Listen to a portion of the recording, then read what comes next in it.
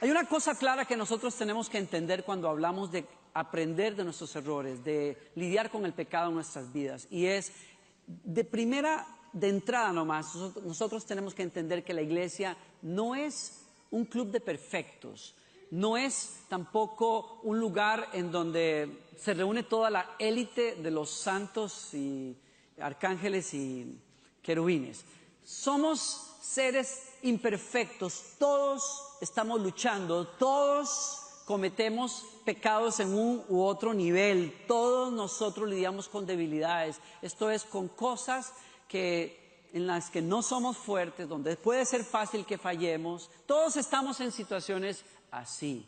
La iglesia entonces no es un club de elitistas, es realmente, como alguien lo dijo hace muchos años, es un hospital. La gente viene con necesidad. Todos aquí somos pecadores que hemos necesitado la gracia de nuestro Señor Jesucristo. Y hay también entre nosotros gente que apenas está conociendo las cosas de Dios. Y por lo tanto tenemos que entender que es una especie de hospital. Venimos aquí para ser sanados, venimos aquí para ser tratados. Pero ¿qué pasa? ¿Qué pensaría usted de un hospital donde las personas entren enfermas y se les deje morir como entraron? Sería raro, ¿no? Bueno, yo primero que nada, si yo tuviera una gripe o lo que fuera, jamás iría a ese hospital. O sea, no quiero que me pase una cuestión así. Como a usted tampoco le parecería ser parte de un grupo en donde no se sepa lidiar con los errores, no se sepa lidiar con el pecado en las personas. Y entonces por eso Pablo dice que es responsabilidad de nosotros lidiar correctamente con el pecado personal y con el pecado en una comunidad en donde nosotros estamos. Pablo nos explica por qué nosotros tenemos que lidiar con nuestros errores y nuestros pecados. Número uno, porque dice él, si usted toma nota, vamos a compartirle mucho y sería bueno que usted me siga tomando algunas notas importantes.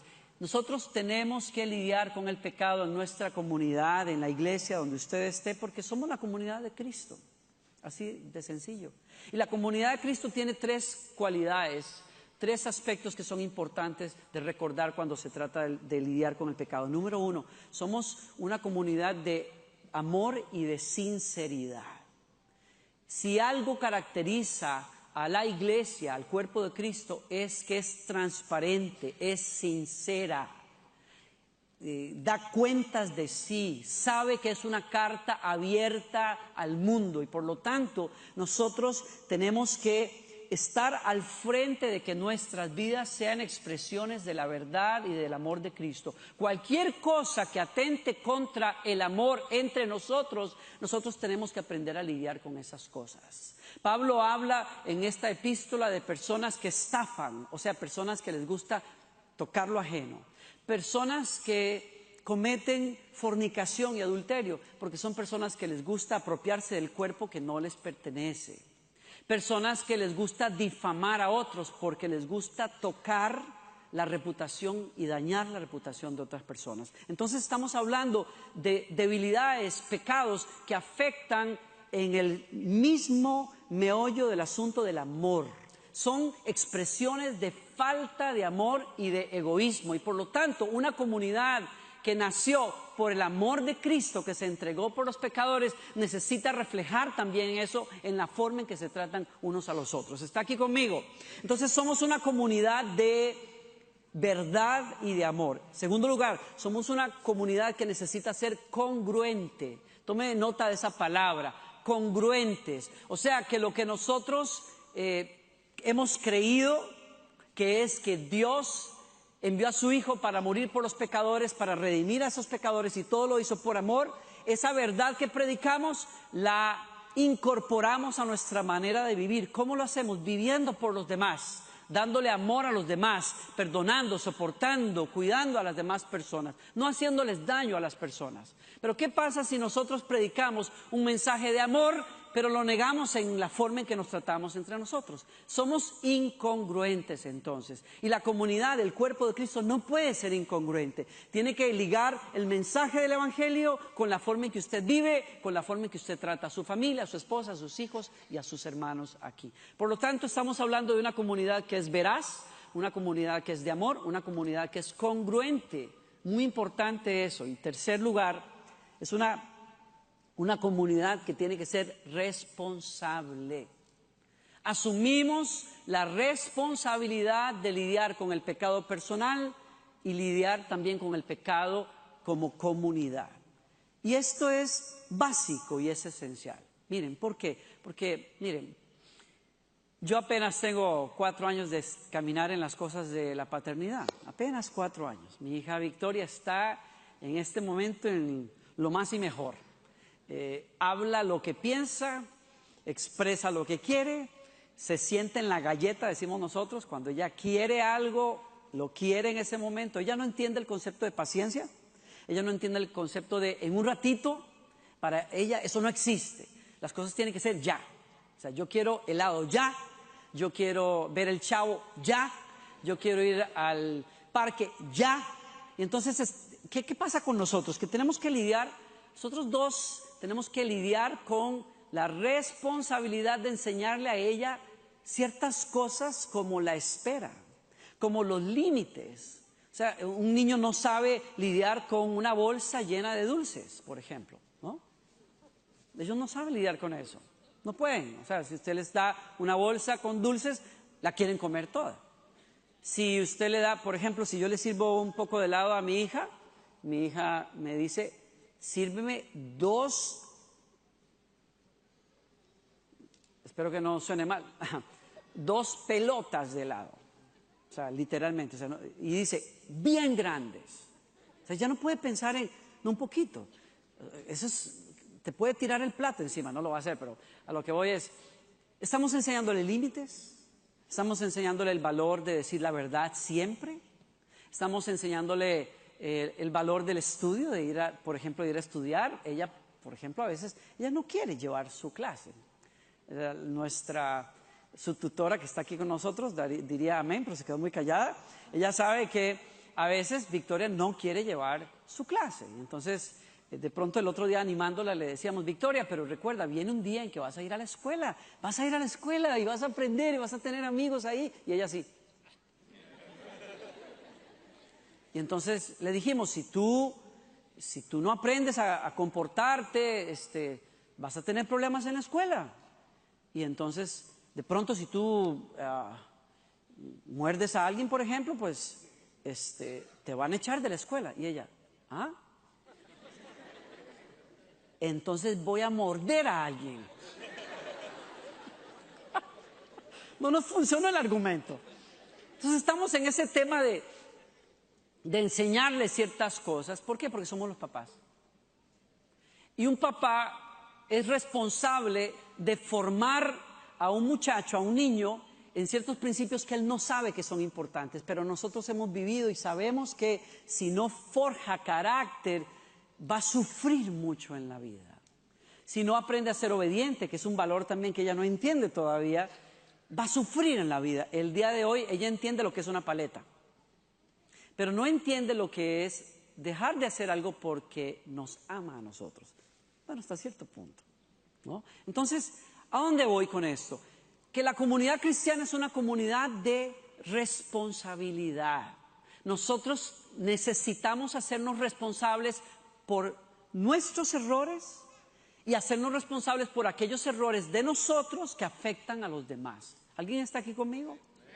¿Usted puede vivir como quiera? Claro que sí. ¿Usted puede hacer lo que quiera? Claro que sí. Usted puede lo que quiera. El punto es que si usted es parte de la comunidad de Cristo, entonces lo que usted hace en privado, aunque usted lo puede hacer de alguna manera, si eso viola la palabra de Dios, le abre la puerta a cosas en su vida que nos afectan a nosotros al apóstol. Algunos de ustedes se acordarán de una persona que en la antigüedad, por ejemplo, cuando Josué estaba conquistando Jericó, tomó un manto, una alfombra y unas cosas que no tenía que tomar. Dios había dicho, nada van a tocar de esa ciudad, pero él desobedientemente tomó algo. Y entonces, la próxima vez que ellos van a atacar una ciudad, son vencidos, a pesar de que son muchos. Y eso trae mucha tristeza al pueblo y comienzan a preguntar, Señor, ¿por qué nos has dado una derrota? Y entonces Dios dice, hay pecado en el pueblo. Y entonces los líderes tienen que agrupar a las personas y los pasan delante de ellos hasta que el Espíritu Santo dice, este fue el desobediente y es juzgado ahí de una manera muy severa. ¿Qué nos dice la Biblia? Que el pecado personal no se queda personal nunca. Que el pecado personal siempre afecta a veces a los que más quieres, que es a tu familia, y a la postre a aquellos que somos tus hermanos. Por eso la comunidad cristiana tiene que aprender a hacerse responsable de lidiar con el pecado, de saber hacerlo de una manera positiva, de hacerlo de una manera que construye. Lea conmigo capítulo 5, el verso 11. Miren, voy a leer, quiero que lean una cosa antes de eso, capítulo 5, verso 8. Por lo tanto, dice Pablo, celebremos el festival no con el viejo pan de la perversidad y maldad, sino con el nuevo pan de sinceridad y de verdad. Tome nota de eso. Pablo está haciendo una especie de alegoría, una especie de analogía, entre esa fiesta que hizo Israel cuando salió de Egipto y comieron pan sin levadura esa noche y Dios los liberó de Faraón, y al comer ese pan ellos hicieron un acuerdo con Dios de que iban a vivir de una forma distinta a partir de ese momento. El pan sin levadura significaba un cambio de vida. Pablo dice que cuando usted es parte de una comunidad cristiana, usted se puso de acuerdo con esta comunidad para vivir de una manera distinta. O sea que si usted antes vivía en perversidad y en maldad, usted está de acuerdo en no hacerlo más. Está bien, quédese pensándolo. Pero eso es lo que dice Pablo. Y entonces le leo un versículo más, verso 11. Lo que quise decir es: no se relacionen con ninguno que afirma ser creyente y aún así se entrega al pecado sexual. O es avaro, o rinde culto a ídolos, o insulta, o es borracho, o estafador. Ni siquiera coman con esa gente. ¿Están mirando eso ustedes acá? ¿Por qué? ¿Qué estaba diciendo Pablo? Pablo está aclarando algo que vio que la gente agarró mal, y es que él había escrito una carta, la cual no tenemos el día de hoy, es la primera carta a los Corintios que se perdió. Y en esa carta aparentemente él le había dicho a la gente: no se junten con esa chusma. Y entonces los cristianos agarraron mal el mensaje y entonces en el trabajo le decían chusma, chusma. Y entonces a sus amigos chusma, chusma. Y entonces a todo el mundo, y se separaron de todo el mundo y cayeron en el error del complejo de la ostra. Se encierran, se separan. Es un error de interpretación que ha vivido la iglesia por siglos. La gente, cuando se convierte al cristianismo, en los próximos 2 años, menos de 2 años, pierde todas sus amistades cristianas, sus amistades anteriores. Porque en el subconsciente de un cristiano está la idea de que en el momento en que yo me uno a una iglesia, es una especie de club, y yo tengo que alejarme de cualquier cosa que me aleje o que no tenga ese carácter de cristiano. Error de errores, porque entonces ¿a quién vamos a evangelizar después? Usted se separa de su familia, no quiere ni hablar de la familia. ¿Por qué? Y entonces ¿cómo rayos su familia va a conocer de Dios? Si usted se aleja de todo el mundo, usted no le habla a la gente del trabajo porque está en el complejo de ostra, encerrado. Pablo dice: no se equivoquen, señores, yo nunca dije eso. Para que ustedes se aparten de todo el mundo, Dios tendrá que llevárselos, porque es imposible que eso pase. Lo que yo les dije a ustedes es que como ustedes son una comunidad que refleja a Cristo, ustedes tienen que ser cuidadosos de que aquellos que dicen que son parte de esa comunidad sigan viviendo en pecado. Porque si una persona sigue viviendo en la maldad en la cual estaba antes, después de un tiempo de estar diciendo que es cristiano, esa persona en realidad no lo es. Y Pablo dice: en el momento en que ustedes se sientan a la mesa a comer con esa persona, ustedes son cómplices.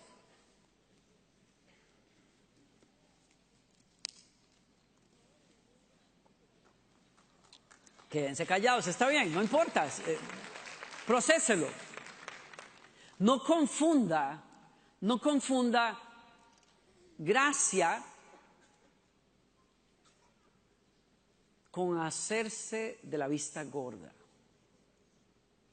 No confunda gracia con ser flácido, espiritualmente hablando. ¿Por qué? Vamos a hablar de eso en un momento. Porque el pecado nunca se queda en un punto.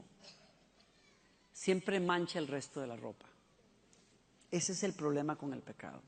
Por eso Pablo dice, somos responsables, como una comunidad cristiana, de lidiar correctamente con el pecado.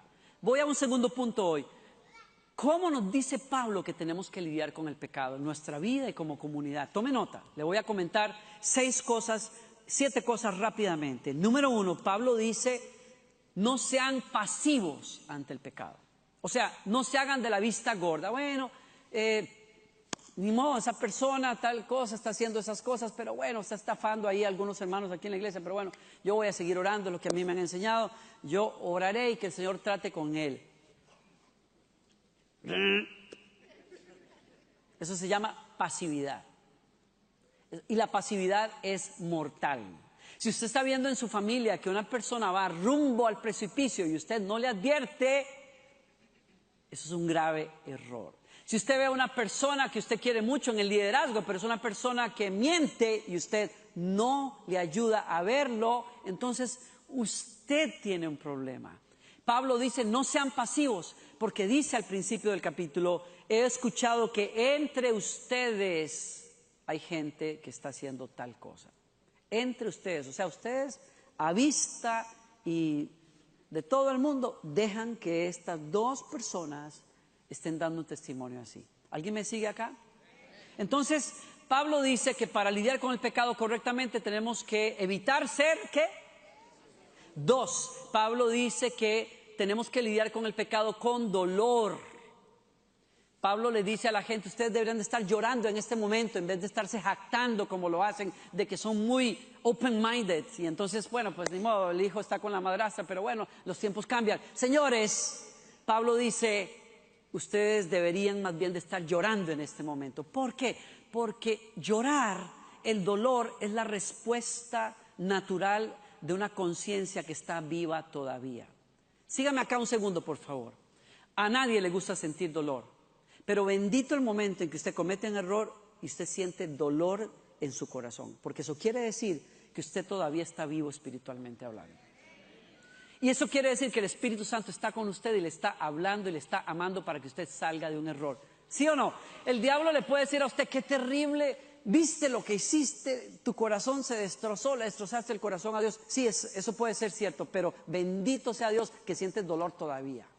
Porque la manera de lidiar con los errores en la vida es dolerse sinceramente por ellos.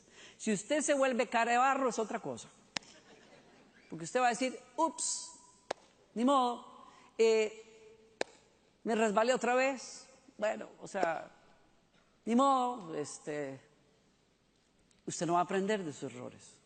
Usted tiene que asumir una actitud de profundo dolor en la presencia de Dios por lo que haya hecho usted para enmendar, ir en otra dirección. ¿Alguien está conmigo? Lidiamos con el pecado con dolor realmente. 3, lidiamos con el pecado con firmeza.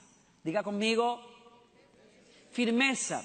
¿En qué sentido? Escuche bien lo que le voy a decir. Cuando el corazón está duro, usted necesita tratar el pecado con firmeza. Porque una de las cualidades terribles del pecado es que endurece a las personas. El pecado siempre va a crear una capa, un montón de cera en los oídos espirituales de una persona. Usted puede aconsejar a una persona que abrazó el pecado y va a ser como hablarle a esa pared. No le importa, no le interesa, quizás hasta se vaya a jactar de, a mí, yo soy una persona, gracias a Dios, que no me importa lo que los demás digan de mí, pero eso no es otra cosa que una expresión de dureza. Pablo se dio cuenta que estas personas estaban así. La iglesia misma estaba así. Entonces, ¿qué hace Pablo? Pablo les da una instrucción que es durísima, muy fuerte. Quiero que expongan al tipo y quiero que lo echen de la iglesia y quiero que lo entreguen a Satanás. Yo ni siquiera quiero estudiar qué significa eso. Terrible, suena terrible. Pero ¿por qué Pablo hizo eso? ¿Será que tenemos que hacer eso con todas las personas que en algún momento fallan o cometen un pecado público? No, señores, 1000 veces no. Pero lo que Pablo sí nos está diciendo es, tú tienes que ser firme cuando el corazón está duro. ¿Cómo yo sé cuando un corazón está duro? Les explico otra cosa. Es muy distinto cuando una persona es sorprendida en un pecado que no quiere confesar a una persona que viene dolida por un error que acaba de cometer. Cuando una persona corre a confesar su pecado con dolor, esa persona necesita una sola cosa y es misericordia. Cuando una persona practica el pecado y se vuelve descarado, lo que necesita es firmeza, porque solo la firmeza puede corregir la dureza del corazón. ¿Alguien está aquí conmigo? ¿Alguien sabe lo que es como padre tener que pararse y decir o haces caso o viene paleta? Y cuando no hacen caso, te va a la segunda. Y si no hace caso, ahí te va a la tercera y no te la anuncio. Cuando vas a sentir escalorcito por aquel lado. ¿Por qué tenemos que pasar algo tan duro para uno como eso? Porque tenemos que establecer que el corazón se quiebre ante una cosa que está mala para nuestros hijos. ¿Alguien me sigue acá? Nosotros seríamos irresponsables como pastores y como líderes si vemos la dureza del corazón en un líder y no somos firmes. Porque solo la firmeza, Dios quiera, rompa la dureza de un corazón que tiene rato de estar sentado en el pecado. ¿Están todavía conmigo? Hay que tratar las cosas con firmeza. Y cuando Pablo dice, lo entrego a Satanás, ¿qué está diciendo? ¿Que se pierda, que se pudra, que...? No, está diciéndonos una cosa sencilla y es, quiero que lo saquen de la comunidad cristiana. ¿Para qué? Para que en el dolor de estar fuera, para que su conciencia, si todavía le queda, sea sacudida y cuando salga de la protección que hay en una comunidad cristiana, en el dolor de ese proceso quizás se encuentre salvación o quizás se encuentre, quiero decir, el camino de regreso. Tengo unas amistades que acaban de estar en nuestra casa y nos ponemos al día cuando alguien de Costa Rica viene, por supuesto. Yo crecí en una iglesia cristiana, tengo muchísimos amigos que tengo años de no ver y ella me menciona a uno de esos amigos que crecieron con nosotros. Fue triste escuchar la historia de cómo terminó, pero me llenó de esperanza al final. Fue un muchacho bueno, trabajó con nosotros muchos años, pero en los años maduros de su vida, las luchas que tenía internas de identidad le pudieron más. Y se fue de la iglesia y terminó viviendo una vida promiscua. Finalmente, en el momento en que menos lo esperaba, se dio cuenta que tenía SIDA. Y en poquísimas semanas estaba muriendo.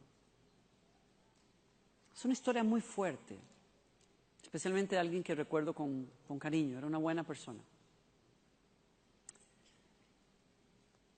El haberse salido de la comunidad cristiana, el haber seguido sus pasiones, el haberse rendido ante una lucha que tuvo muchos años, lamentablemente le costó la vida.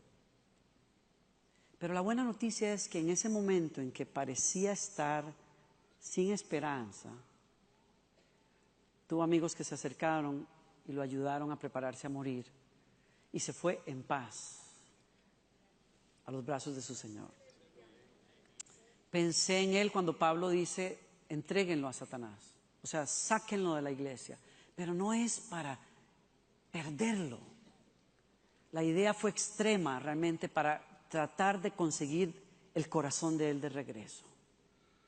Por eso a veces, y en este caso Pablo habla de ser muy intencionales. En cuarto lugar, tratamos con el pecado con misericordia. Mire, le voy a decir una cosa. Si usted no ha necesitado misericordia, es difícil que usted la extienda. Solo las personas, miren, yo tengo amigos, hombres, mentores, que los he admirado toda la vida por un caminar impecable en las cosas de Dios. Nunca se han ido a la iglesia, nunca han cometido errores, o sea, por lo menos así visibles. Esos son seres humanos, no son, yo sé que no son semidioses, pero son personas rectas, íntegras. Su servidor no siempre ha sido así. O sea, yo he metido las patas en varios momentos de mi vida. O sea, he tomado decisiones tan brutas en algunos momentos que todavía el día de hoy me arrepiento. A mis 20 años, 17 años, por ejemplo, era predicador en mi iglesia, líder de jóvenes, diácono y anciano a los 17 años. O sea, yo traía todo el empuje y tenía todo el perfil para llegar a ser uno de los pastores principales en mi iglesia. Yo estaba listo para eso. Pero era terco, era obstinado. Mi pastor, por ejemplo, me decía, no te conviene andar con esos muchachos, no te conviene, o sea, tú eres un líder ya, tú tienes que andar con gente que... Pero yo no le hacía caso. Y me pasó lo que él me dijo que me iba a pasar, te van a meter en enredos. Y le llegaron a los pastores con cuentos, con chismes de que yo hacía esto y que hacía aquello y qué sé yo. Y no era cierto. Tengo que confesar, el problema es que uno de joven no aprende un principio que a veces, aunque uno no esté en pecado, pero si está en situaciones que parecen, terminas llevando las consecuencias. Y yo no quise aprender eso, sino fue por el bombazo. Cuando los pastores me llamaron a una junta, me pidieron cuentas y yo me di cuenta que estaba acusado de algo que nunca había hecho, me sentí tan enojado con ellos que me fui de la iglesia. Error de errores, porque yo estaba siendo discipulado por mi pastor para llegar a ser uno de los líderes principales de mi iglesia y yo aborté ese proceso por 3 años. Las cosas cambiaron. Mi vida tomó un giro, otra dirección, pero aprendí con un error muy grave. Fui demasiado obstinado con mis líderes. No quise la corrección. ¿Por qué me fui de la iglesia? Me fui de la iglesia porque yo sabía lo que seguía la disciplina. Y sabía que me iba a sentar, me iba a dar vergüenza que la gente me viera sentado. Yo no quería pasar por eso y yo dije, ni necesito pasar por eso, que se vayan todos por un tubo. Pero el que llevó las consecuencias a la postre fui yo. ¿Por qué? Porque no aprendí ciertas cosas de liderazgo que tenía que aprender en ese momento de mi vida. ¿Me sigue acá? ¿Está conmigo todavía? Entonces, yo sé lo que es a los 20 años necesitar toda la misericordia de Dios para regresar. Esa misericordia que me llamó, que me habló, que tuvo paciencia conmigo y me trajo de regreso, ¿no? Entonces, no le niego, por lo menos un par de veces más en mi vida. Usted me ha escuchado hablar de cuando, ya siendo un líder, pues he dejado mi comunión con Dios y estoy consumiendo pornografía. Nunca pensé lidiar con una cosa así. He hablado de eso en otras ocasiones, no quiero entrar ahí. Simplemente necesité misericordia. ¿Y por qué vino la misericordia? Porque en ese momento de comunión con mi pastor le pude decir lo que estaba pasando. Entonces, mi pastor me enseñó cuando hay la honestidad para confesar y buscar ayuda, la única respuesta que Dios nos exige a nosotros como padres espirituales es misericordia. Porque hay un punto más que le quiero dejar aquí para tratar el pecado. Uno trata el pecado siempre recordando quién es uno. Que uno necesitó misericordia y que uno puede necesitar misericordia. Porque uno es un ser humano. Y usted puede decir, ay, qué bárbara, fulanito de tal, yo jamás caería en ese pecado. Usted puede decir eso, y usted puede jugar de Santa Mónica, pero el punto es que en algún momento usted puede necesitar también que alguien diga, ¿sabes qué? Yo te quiero ayudar. Porque tú necesitas levantarte de donde estás. ¿Me sigue? Y en séptimo lugar, uno trata el pecado en la iglesia, en su vida, con dignidad y con respeto. Y de eso quiero hablarles a ustedes un segundo nomás. Si hay una comunidad que cree en esto, es esta donde usted está sentado en esta noche. Yo no creo en que a las personas que fallan se les tenga que tirar como en un circo romano para que todo el mundo sepa lo que hicieron y todo el mundo diga, uy, yo no quiero ser como ese bobo que está ahí adelante y pobrecito, oramos por él, pero a los 500 metros de distancia. Yo no creo en eso. Tengo un amigo mío, pastor, líder el día de hoy, haciendo una labor muy especial en los Estados Unidos, hijo de pastor en su país natal, predicador tremendo en su época, cae en pecado sexual con su novia y se lo dice a su padre, y su padre, como es un líder prominente, lo obliga el domingo siguiente a pararse enfrente de toda la iglesia y contar lo que pasó y aceptar una disciplina pública. Yo creo, cuando yo lo veo a él llorar, contarme esa historia, y lo ha hecho algunas veces, 2 o 3 veces, por X o Y razón, yo me doy cuenta de que ese tipo de forma de tratar y de corregir hace mucho daño a las personas, muchísimo daño.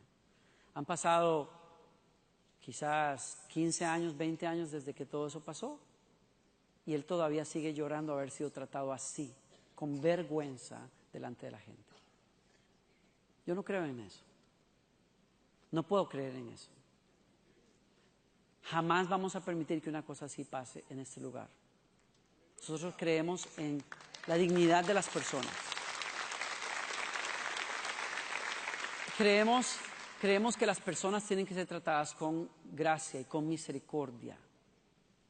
Y creemos que el objetivo principal de la disciplina es levantar a las personas, corregir a las personas, ayudarles a lidiar mejor con sus vidas, no aplastarlos. Nos lleva a un punto más en esta noche. Es un punto importante.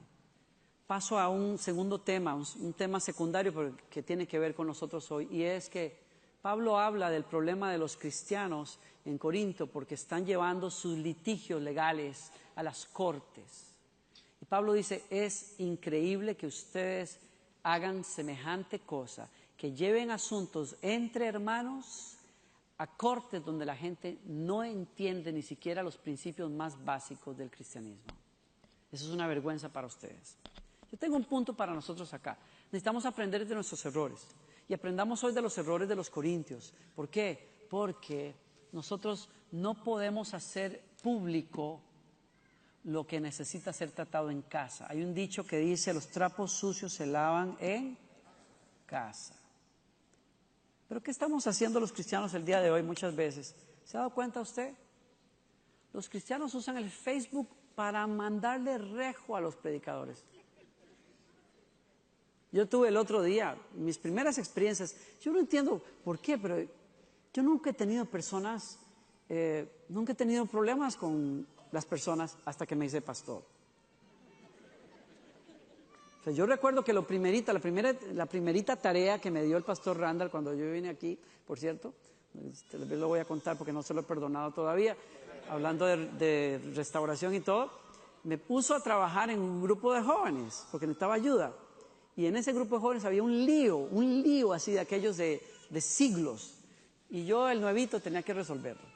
Así es que yo puse mi cara de director internacional de alabanza, al que todos querían, o por lo menos la mayoría quería, pero en ese momento tuve que actuar como pastor, por primera vez en público. Y entonces cuando vi el rollo que había entre unas personas, le dije, usted se sienta y este ministerio se acaba.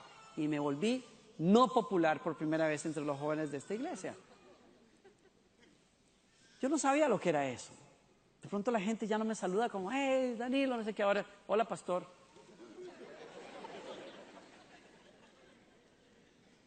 Qué curioso. Lo otro que me pasa también es que de pronto la gente me comienza a escribir por Facebook. Y antes me escribían todo el tiempo cosas lindas, usted hermano, y esas canciones y todo. Ahora no. Usted dijo, usted hizo, usted se puso, usted no sé qué. Usted fue a eso, los Grammys, qué barbaridad. Yo no voy a hablar más de eso, pero a lo que voy es, el otro día yo tuve que ponerme a lidiar un litigio, arreglar un litigio entre personas que yo no conozco en mi Facebook porque se están mandando al infierno en mi Facebook. En mi Facebook se están mandando al infierno. Y no voy a decir las cosas que se decían en el nombre de Jesús. Porque una persona me defendía y la otra me atacaba y en fin, eso. Yo decía, qué increíble. Las personas están usando los medios, internet, revistas, televisión y radio, para volarle rejo a los pastores del otro lado de la ciudad, para hablar de tal iglesia, para hablar de este ministerio. Pablo nos dice, no sean insensatos, los trapos sucios se lavan en la casa.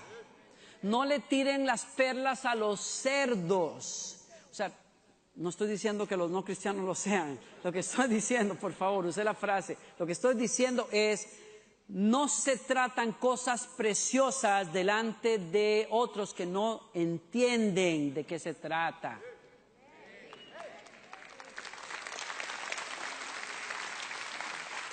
¿Están todavía aquí conmigo? Porque si hay algo que tenemos que recordar es que los conflictos se tienen que resolver en casa, en el matrimonio, en la iglesia, en el equipo de trabajo, de maneras dignas, con la privacidad que merece. ¿Están aquí todavía? Por último, les hablo del capítulo 6 de Corintios. Pablo va a hablar del cuerpo de nosotros y voy a decir unas cosas muy rápidas que aprendí sobre esto. Quiero que lean 1 Corintios capítulo 6, verso 12. ¿Lo tienen ahí? 1 Corintios 6, 12 dice, ustedes dicen, se me permite hacer cualquier cosa, pero no todo les conviene. Y aunque se me permite hacer cualquier cosa, no debo volverme esclavo de nada. Un par de puntos aquí para terminar. Aprender de los errores en una iglesia, en su vida, en su casa, tiene que ver con aprender a manejar la gracia bien. Porque las personas cristianas, de hecho, hemos sido liberados de la ley. Y al ser liberados de la ley, por ejemplo, no tenemos que cumplir ciertas cosas. Gracias a Dios, bendito sea Dios, soy de los que celebro que soy un cristiano del Nuevo Testamento. Eso significa que no me tengo que circuncidar, gloria a Dios. No tengo que privarme de comerme un buen pedazo de chicharrón cuando me dan las ganas de comer un chicharrón con limón y una buena tortilla. Porque no soy parte de... Bueno, me pasó en Jerusalén hace muchos años que terminé la grabación y me fui al lobby a pedir de comer porque tenía mucha hambre, eran casi las 12:30 de la noche y era fin de semana, estaba todo cerrado y entonces me dijeron, váyase al bar, ahí van a vender algo tienen que vender ahí en el bar. Y entonces me fui al bar y me siento y les pido una Coca-Cola y el salonero me dice, ¿qué quiere comer? Y le digo, ¿no tendrá un sándwich de jamón con queso? Y él me dice, y me contesta el señor judío, señor, usted está en Israel y es el Sabbat. No tengo que estar limitado por esas cosas. Hay muchas cosas que usted no tiene que hacer, no tiene que guardar un sábado, no tiene que guardar fiestas de la luna y qué sé yo, muchas cosas y lavamientos y todo eso. Y los cristianos en Corinto están felices porque viven bajo la gracia y entonces ellos se dicen entre ellos, gloria a Dios porque yo puedo hacer lo que yo quiera. Pero Pablo les dice, ojo, pero no todo conviene.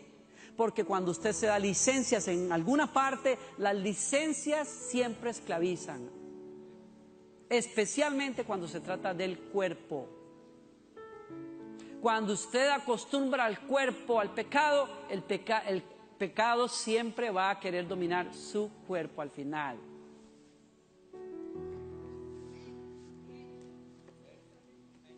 El problema con el cuerpo es que el cuerpo es adictivo por causa de la naturaleza del pecado en nosotros.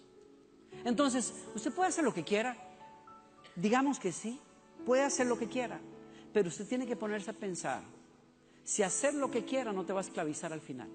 Entonces la aparente libertad que tienes hoy se vuelve esclavitud al final. ¿Por qué? Porque no puedes dejar de hacer aquello que una vez dijiste, como soy cristiano de la gracia, yo lo puedo hacer. Por eso Pablo dice, no puede haber excesos en la gracia. Tiene que haber sabiduría para entender una cosa. Tome nota de esto, son 3 puntos con los que termino rápido. 1, el cuerpo es importante para Dios. Diga conmigo, el cuerpo es importante para Dios. Capítulo 6, verso 13. Ustedes dicen, la comida se hizo para el estómago y el estómago para la comida. Una analogía peligrosa, están diciendo, así como el estómago es para la comida, el sexo es para mi cuerpo también. Y Pablo dice, no se equivoquen, es cierto, aunque un día Dios acabará con ambas cosas. En otras palabras, el cuerpo y la comida un día se van a acabar, pero el cuerpo es importante para Dios porque Dios va a pedir cuentas de lo que hagas con tu cuerpo un día. Y el cuerpo es tan importante para Dios como para que Él lo resucite al final.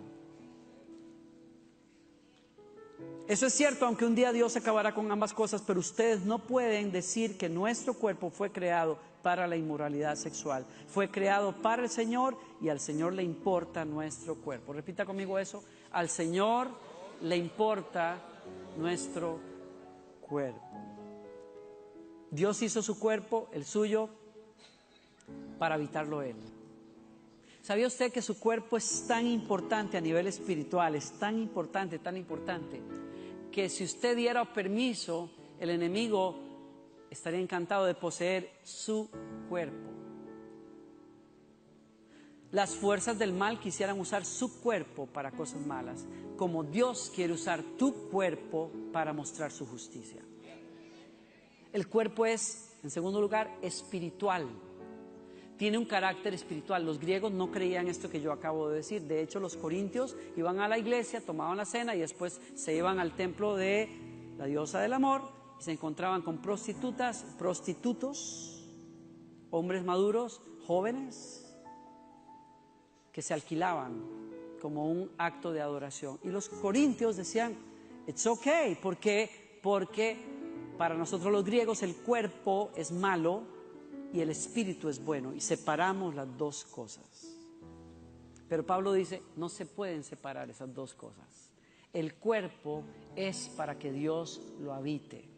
¿Alguien me está aquí conmigo? Verso 16, ¿no se dan cuenta de que si un hombre se une a una prostituta se hace un solo cuerpo con ella? Pues las escrituras dicen, los dos se convierten en uno solo. ¿Están viendo esto? Usted puede decir, tranquilo, yo he aprendido a no asociar, a no mezclarme emocionalmente con la persona con la que me acuesto. Pero Pablo dice, puede ser que no te mezcles emocionalmente, pero te haces un espíritu con ella, que es peor.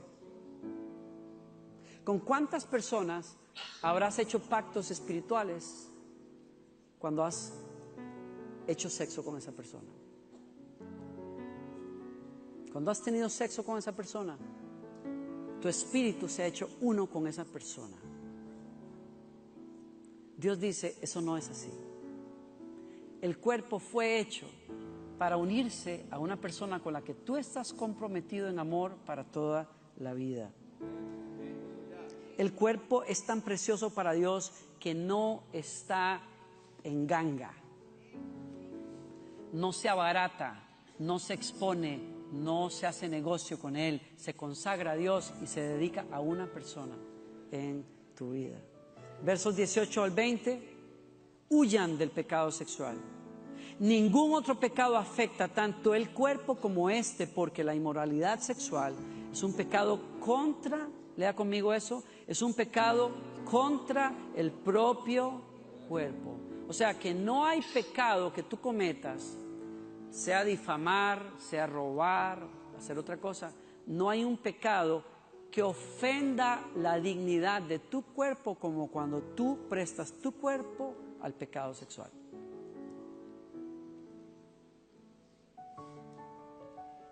¿No se dan cuenta que el cuerpo de ustedes es templo del Espíritu Santo? Porque vive en ustedes y les fue dado por Dios. Ustedes no se pertenecen, lean conmigo esa parte, ustedes no se pertenecen a sí mismos, porque Dios los compró a un alto precio. Por lo tanto, honren a Dios con su cuerpo. Voy a mi segundo punto final.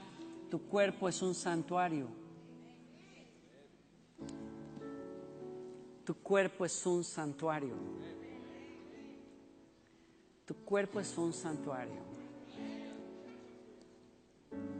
Hay la noción de que un templo como este es un lugar que es dedicado a la adoración a Dios, no puede ser violentado ni siquiera por las autoridades, porque es dedicado a adorar a Dios. Hay personas que entienden bien ese principio y saben que cualquier acto de ese tipo es una violación a lo que es sagrado. No sé si estás conmigo todavía. Es una manera muy fuerte de terminar esta enseñanza, que de todas maneras es fuerte. Pero yo quiero crear cultura entre nosotros aquí que es bíblica. En el momento en que tú te atreves a tocar inapropiadamente el cuerpo de otra persona, estás violentando el templo de Dios. Y Dios dice, no hay quien violente el templo de Dios o que lo destruya sin que acarree consecuencias.